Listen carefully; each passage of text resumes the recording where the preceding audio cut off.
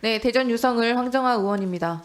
박정봉 후보자, 아까도 제가 말씀드렸는데 사과의 3원칙 알고 계시죠? 네. 네, 잘못된 것에 먼저 동의하고 그리고 사과를 한 다음에 조치할 행동을 마련해야 합니다. 윤석열 대통령의 대국민 담화도 도대체 무엇을 사과하는 것이냐, 담화가 아니라 대국민 담화, 담이 온다, 비판이 나오고 있습니다. 알고 계시죠? 어제 인사청문회 후보자의 거짓이 꼬리에 꼬리를 물고 있습니다. 처음에는 거짓말 내뱉었다가 자료가 드러나면 거짓말이 드러나면서 그때서야 슬쩍 면피성 사과를 합니다. 어제 제가 추가적인 부당 인적 공제에 대해서 말씀드렸고 사실이 드러나자 사과는 하겠다고 했는데 무엇을 위한 사과인지 저는 전혀 이해가 안 가서 질의 다시 드리겠습니다. 후보자가 처음에 밝힌 최근 5년치 부당 인적 공제 외에도 과거 최소 10년간 추가적인 부당 인적 공제가 있었다는 점 인정하시죠? 네, 인정합니다. 네, 어제 국세청한테 문의해 추가 납부하겠다라고 말하셨습니다. 그렇게 말씀하셨죠? 네. 네, 최소 10년간 인사청문회에서 드러나기 전에는 밝히지 않았던 부당 인적 공제 세금 탈루가 있었다. 맞습니까? 네. 네. 두 번째, 본인도 이미 저희 질의 전에 추가적인 부당 인적 공제가 있었다는 점을 인지하고 있었습니다.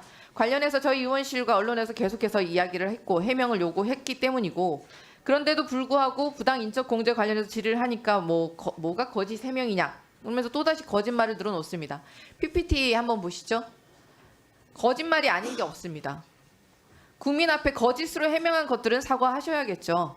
대통령 대담은 촬영본도 공개하지 않고 기억의 오류다, 완벽한 착각이다 라고 사과하시더니 대놓고 드러난 거짓 해명은 사과 안 하십니까? 이 부분들 다 사과하십니까? 황 의원님, 제가 이 첫날에 연말정산 소득공제를 하면서 가족공제에 제 어머님이 등록돼 있었는데 그 부분이 잘못됐다는 점을 이번 청문 준비 과정에서 인지했고 바로 신고해서 국세청에서 발부받은 체납 금액에 대해서 납부했다고 말씀드리면서 그 외에 추가로 드러난 부분에 대해서도 납부하신다는 얘기신 거고요. 네. 예, 10년치. 네네. 그 사실을 이전치도 사실 더 있을지도 모르는데. 네, 다 국세청에서 지금 확인하고 있는 걸로 알고 있고요. 사실관계를 제 인정하고 사과 말씀을 첫날부터 드렸습니다. 말씀하신 것처럼 어제 분명히 국세청에 추가적인 불법 인적 부당 공제 세금 납부한다고 하셨습니다. 모친과 살지 않았던 기간 전부 다 부당 인적 공제에 해당합니다. 그 세금 아직 납부 안 하셨죠? 네, 지금 아마 고지서가 나오면 바로 납부하겠습니다. 게다가 이제 추가 세금 탈루가 드러나면 사퇴하겠냐라는 질문에는 답변 안 하셨는데 자료 제출은 아직 안 하고 계시고 아까 제가 말씀드렸던 가족들 소득세 내역, 증여세, 부동산 내역 이런 것들 자료 제출은 거부하고 계셨죠. 법인카드 사용 내역 연락은 또 안 시켜주고 계시고 평사원은 해준 전례가 없다 이렇게 말씀하시고 혹시 2009년 천성관 검찰총장 후보자 아십니까? 네, 이름은 들어봤습니다. 2010년 김태호 국무총리 후보자는 어떻게 되었는지 아십니까? 네. 2013년 김병관 국방부 장관 후보자는 어떻게 되었는지 아십니까? 2014년 정성근 문체부 장관 후보자는요? 문재인 정부의 조대엽 고용노동부 장관 후보자 아십니까? 다 거짓말 위증으로 낙마한 공직 후보자들입니다. 거짓말, 위증, 과거 정부에는 주요 낙마 사유였습니다. 이제는 거짓말이 드러나도 사과도 제대로 안 하고 국민이 엎드려 절받듯이 사과받아야 하는 괴기한 정권이 되었습니다. 김건희 여사는 마치 잔다르크처럼 정치 공작의 희생자로 만들어 놓고 500만 원짜리 금품은 조만한 인사치레로 꾸미고 놓고 갔다. 부부싸움 했냐라는 말로 국민을 조롱하는 박장범 후보자. 이미 낙마 사유가 차고도 넘칩니다. 권력에 아부하며 받은 자리니 그 어떤 거짓말도 상관없다. 나는 윤석열 대통령과 김건희 여사만 지키면 된다. 이런 뜻 아닙니까? KBS가 김건희 브로드캐스팅 권력의 애완견으로 전락했다는 비판 부끄럽지도 않습니까? 박장범 후보자의 그 알량한 단어 선택, 쪼만한 그 안에 담겨있는 맥락을 국민이 모를 것이라고 생각하십니까? 공정하고 중립적인 방송이요? 지나가던 소도 웃을 일입니다. 박장범 후보자 행간을 읽다. 영어로는 read between the lines. 무슨 뜻인지 누구보다 잘 알고 계시려 생각합니다. 직접 드러나지 않은 숨은 뜻을 파악한다. 맞습니까? 네. 박민 사장 취임 이후에 KBS의 행간을 읽어보면 아주 처참합니다. KBS 행간은 김건희 브로드캐스팅이 아니면 융비어천가 아니면 땡윤 뉴스 뿐입니다. 언론의 제일 책무인 권력에 대한 견제는 전혀 없고 오히려 권력을 찬양하는 기사로 도배가 되고 있습니다.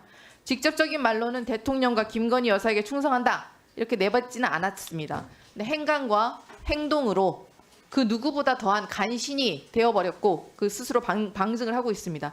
대외비로 관리하고 한국석유공사 직원들은 모른다라고 했던 대왕고래, 대통령이 직접 발표하셨던 대왕고래 어떻습니까? KBS는 발표 당일에 뉴스에 무려 10꼭지 산유국이라는 표현까지 동원하면서 1,365초를 할애하고 산업부 장관까지 초청해서 인터뷰를 했습니다. 그런데 본격적인 검증의 뚜껑을 열어보니 어땠습니까? 사자한테 속은 것 아니냐, 가능성이 불확실하다는 비판만 나오고 있지 않습니까? KBS는 또 이런 비판들 앞에서 눈을 가렸습니다. 윤석열 대통령이 인구 국가 비상사태를 선언하고 정부가 저출생 비상 대응 체제를 가동한 다음 날 KBS는 저출생 위기 대응 방송 주간에 나서더니 예능까지 총동원해서 꽃길을 깔아주었습니다. 윤석열 대통령이 우크라이나에 살상 무기를 지원할 수 있다는 첫 공식 언급이 나온 10월 24일 직후에 한국갤럽 등 여론조사에서 국민의 80% 가까이가 군사적 지원에 반대한다라는 조사가 결과 나왔습니다. 10월 31일 KBS는 젤렌스키 인터뷰를 톱뉴스로 내보냈고 북한군 러시아 파병을 주요 이슈로 다루고 무려 7꼭지 889초를 안보 문제에 할애합니다. 안보 이슈를 부각하는 데 총력을 다합니다. 게다가 당일에는 윤석열 대통령이 김태선이 경선 때부터 열심히 뛰었으니까 김영선이를 해줘라. 명태균 씨와 직접 통화한 녹취록이 공개된 날입니다.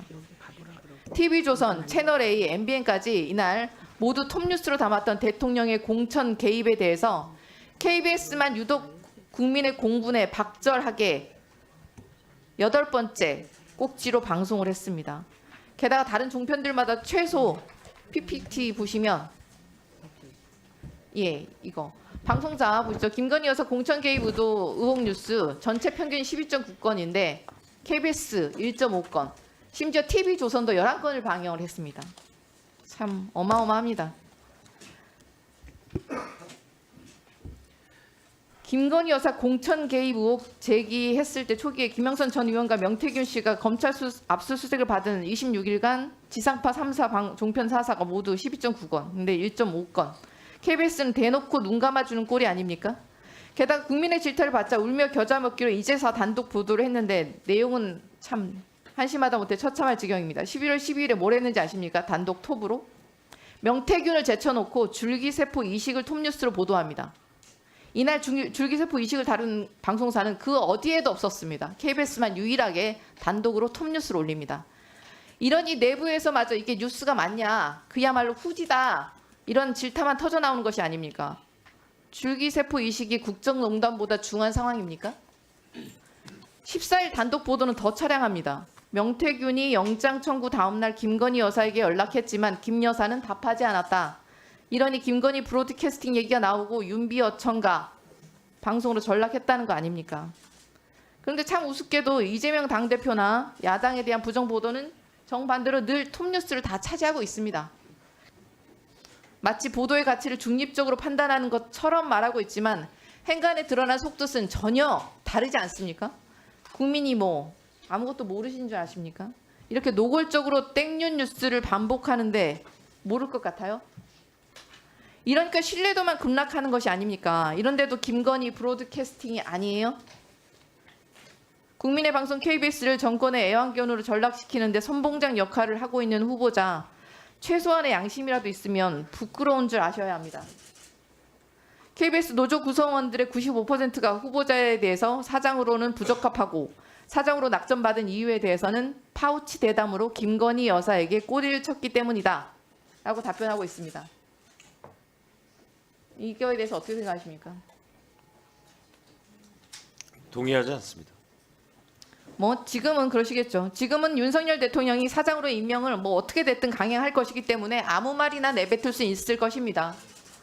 그런데 그 권력 오래가지 않을 것입니다. 박장범의 행동과 말 하나하나가 국민이 결국 국정농단의 부역자로 함께 심판할 것임을 두려워하시기 바랍니다. 이상입니다. 그 국세청에 확인해 보니까 5년치까지만 환수한다고 합니다. 그러면 6에서 10년 차를 환수하겠다고 한 건 어떤 방법으로 하실 건가요?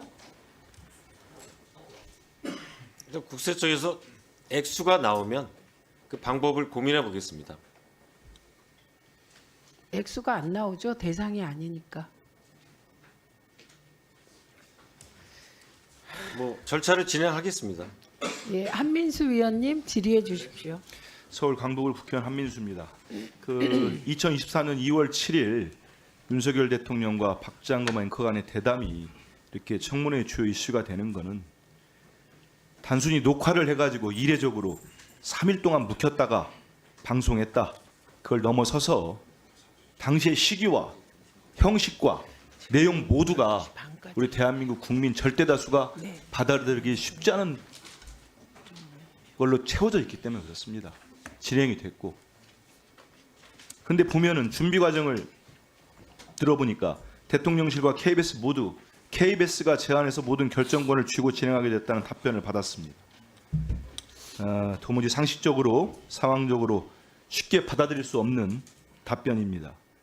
후보자는 2024년 2월 7일 전후로 대통령을 둘러싼 주요 현안들이 어떤 거 있었는지 기억이 납니까? 그 직전에 11월 27일 김건희 여사의 그 유명한 명품백 뇌물수수 영상이 공개됐습니다. 파장이 전 국민, 전 국가적 이뤘죠. 모든 국민이 수치스러워했습니다. 저를 포함해서 입에 담기도 힘든 행태를 봤습니다. 해병대원 순직 사건 지금까지도 밝혀지지 않고 있어요. 대통령의 경로로 박정훈 대령이 항명죄로 수사를 받고 재판을 받는 이런 의혹들이 일고 있을 때였습니다. 4.10 총선은 2달 앞둔 시점이었고, 그런데 이걸 KBS에 전권을 주고 대통령실이 진행하겠다는 걸 그게 진실된 답변으로 받아들일 수 있겠습니까? 지금까지 보면은 대담자는 진행, 질문 방식, 형식, 선정 과정을 묻는 질문에 대해서 방송법상 방송 편성 자유와 독립 헌법이 보장하는 언론의 자유 운운하며 답변을 거부했습니다. 정상적인 과정을 거쳐 의사결정이 되었다면 최소한 대통령실은 방송사 3사 중 어느 매체와 대담을 할 것인지, 대담의 형식은 생중계로 할 것인지, 녹화로 할 것인지, 대통령실이 주요하게 전달하고자 하는 의제가 무엇인지 결정하는 과정들이 있어야 됩니다. 그게 정상 아닙니까? 근데 확인하겠다는데 어떤 자료도 안 내요.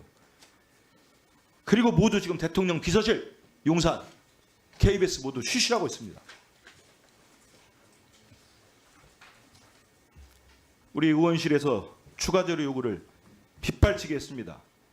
그래서 받아낸 대답이 이겁니다. 보도본부와 제작 1본부의 논의를 거쳐 공동 제작하겠다.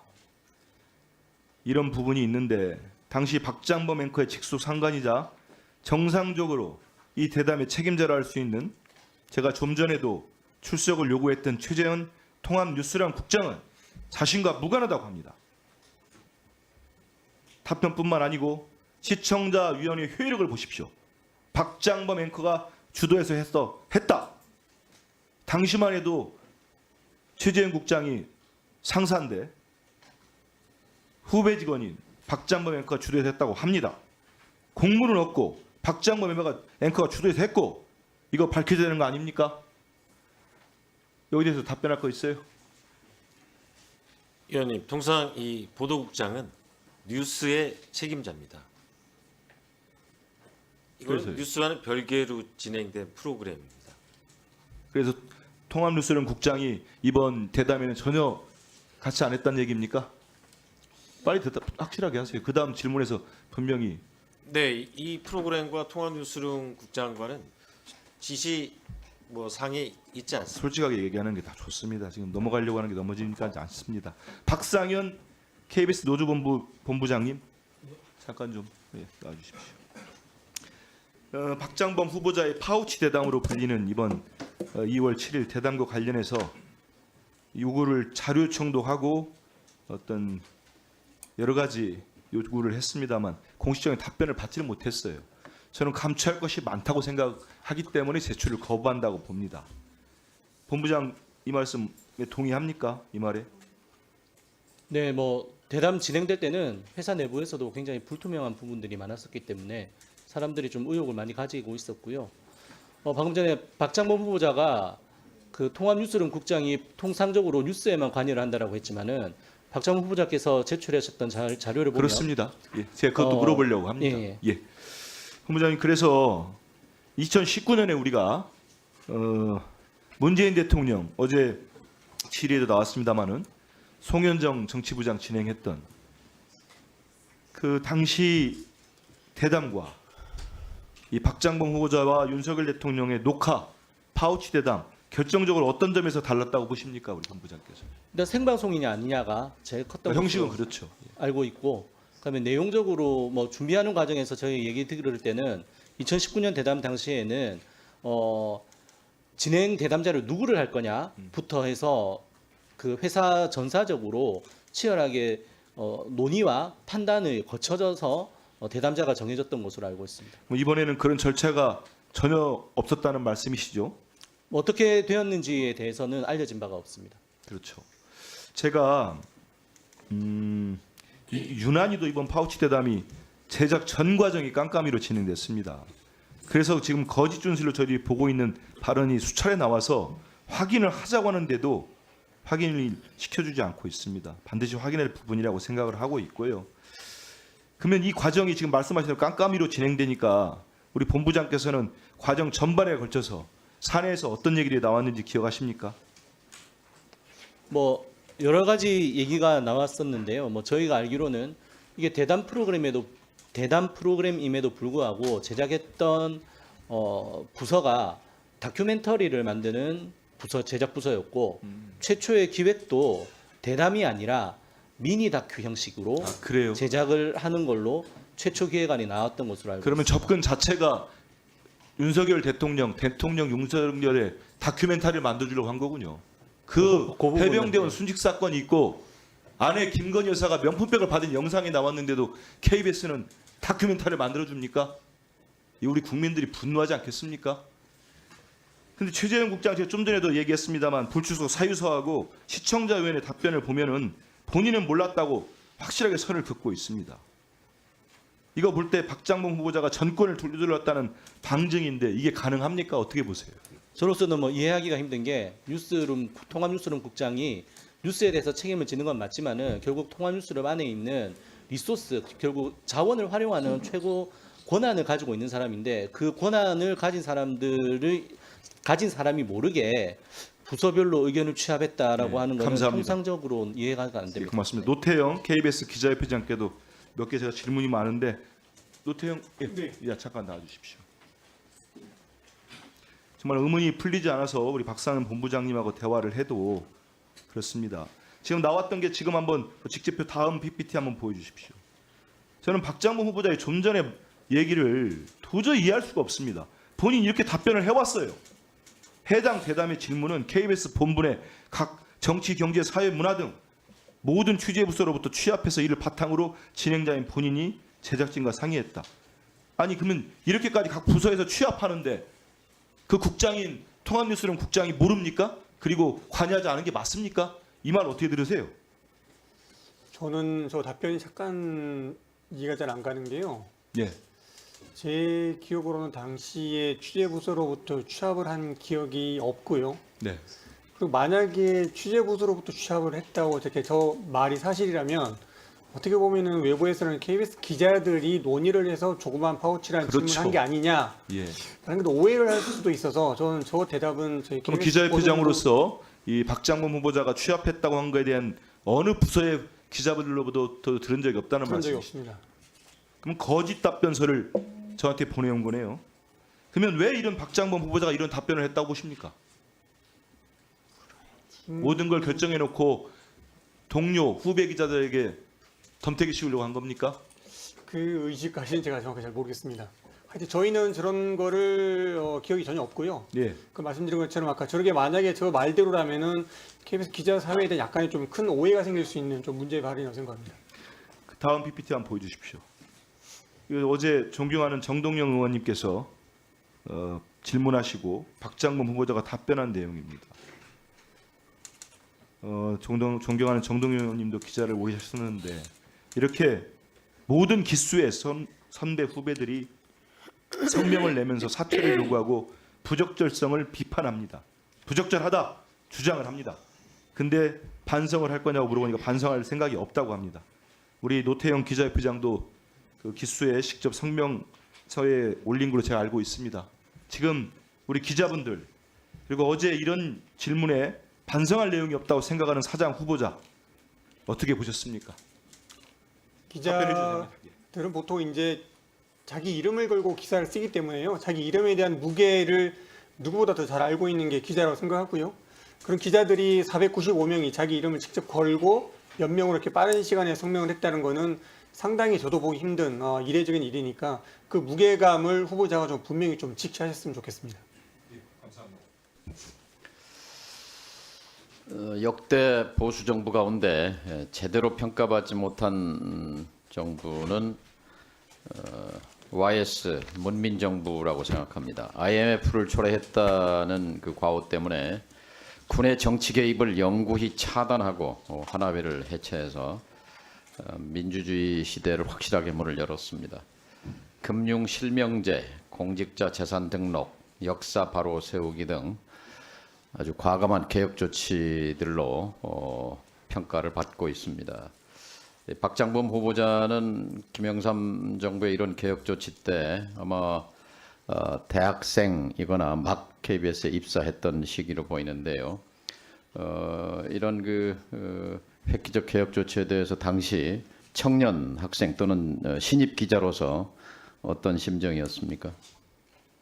그래서 제가 94년도 2월에 입사했기 때문에 예. 예를 들어서 하나회 숙청이라든지 금융실명제, 역사 대단한 바로 세우기. 개혁 조치라고 생각하고 있습니다. 네, 그때 가슴이 뛰지 않았어요? 네, 성공한 쿠데타는 처벌할 수 없다. 이런 말 들어보셨죠? 네. 언제 누가 한 말인지 기억하십니까? 예전에 검찰이 12.12 반란 사태에 대해서 처음에 내린 결론이었던 걸로 알고 있습니다. 네, 95년 7월 검찰이 성공한 내란에 의해서 새로운 헌정 질서가 창출되면 사법 심사의 대상이 되지 않는다.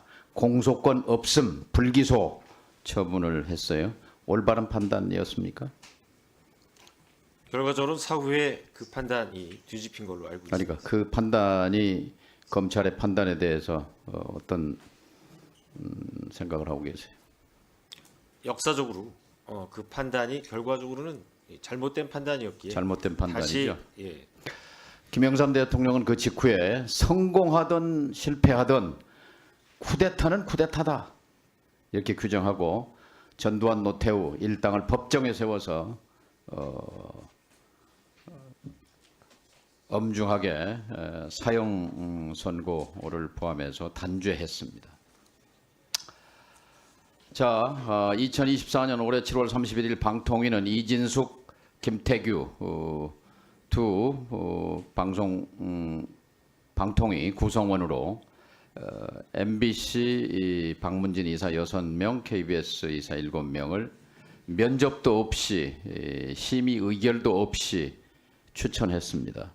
근데 법원이 제동을 걸었어요. 올해 10월 18일 서울행정법원은 두 사람이 모여서 의결한 것은 위법하니 취소해야 한다. 두 사람의 의결만으로 내린 결정은 의결 정족수 요건을 충족하지 못한다. 절차적 하자가 있어 위법하다. 그리고 방통위가 이걸 항고했지만 기각당했습니다. 서울고등법원에 의해서. 앞으로 2심, 3심 대법원 판결이 이어질 것입니다.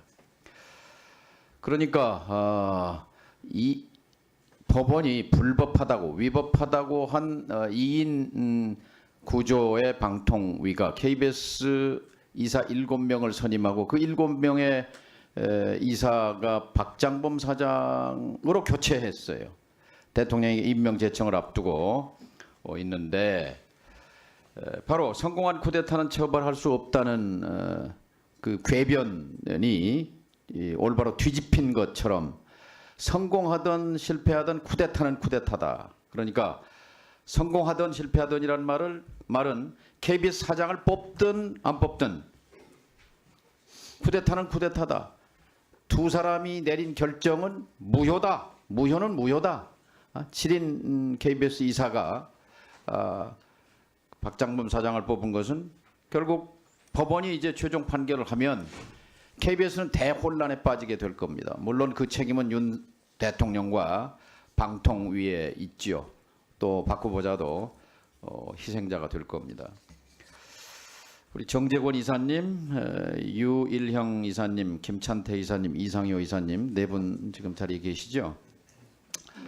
지금 그 박장범 사장 임명 제청 이사회 7명 이사회 의결에 대한 효력 정지 처분, 그리고 박장범 사장 후보자에 대한 직무 집행 정지 가처분 신청을 내셨고 지난 13일 1차 신문이 있었죠.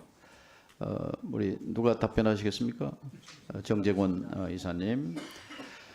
그때 주장의 핵심 간단하게 요약해 주시기 바랍니다. 정 의원님께서 말씀하셨던 것처럼 이인 방통위 체제에서 내려진 결정은 방통위법에 위법한 내용이 있기 때문에 법원에 출석하셔서 법원에 출석하지는 않았습니다. 않았습니까? 법률 대리인이. 네, 변호사가 대리했습니다. KBS 측 법률 대리인의 주장은 뭡니까?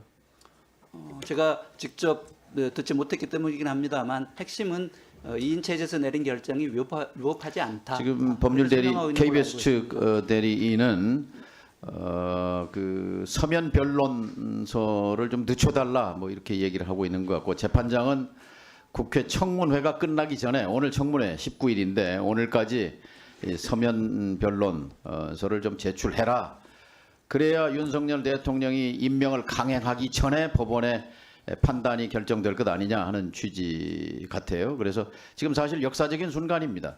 어제 오늘 국회는 지금 박장범 후보자에 대한 청문을 심도 깊게 진행하고 있고, 동시에 사법부는 또 네 분 야권 추천 이사님들의 그런 가처분 효력정지 처분 신청을 지금 심의하고 있는 굉장히 중요한 순간입니다.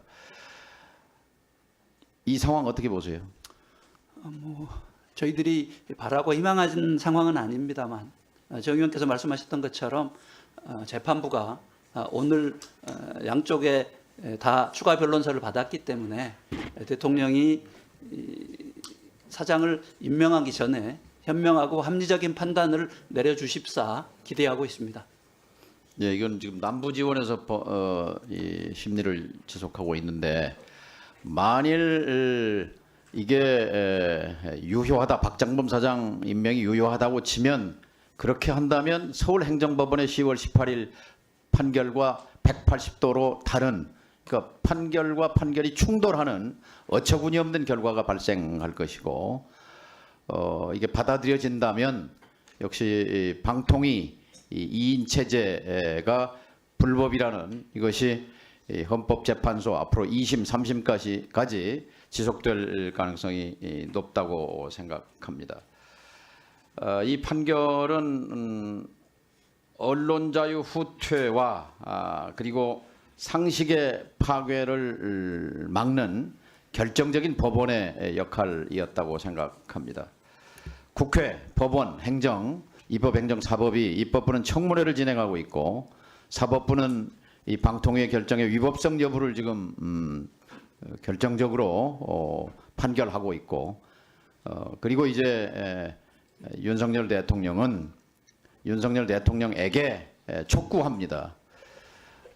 사법부의 결정이 나올 때까지 박장범 후보자에 대한 임명은 보류돼야 합니다. 청문 절차가 끝나더라도, 청문회에서 어떤 보고서가 채택이 되더라도 또 안 되더라도 그 결정은, 왜냐하면 입법, 행정, 사법은 당연히 분립입니다. 사법부의 이런 절차는 존중돼야 합니다.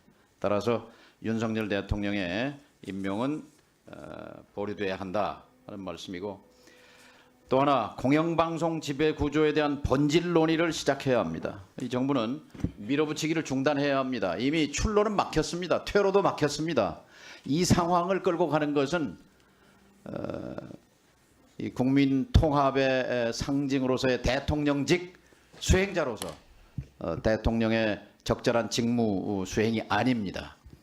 국회는 거대 야당에 의해서 막혀 있고 법원은 지금 이인 방통위가 내린 100가지가 넘는 결정에 대해서 위법성을 지금 가려내고 있는데 여기서 계속해서 공영방송 장악 밀어붙이기는 그것은 국민에게 불이익일 뿐만 아니라 불행한 일입니다. 이 같은 엄중한 상황 앞에 지금 박장범 후보자가 서 있다는 것을 명심하시고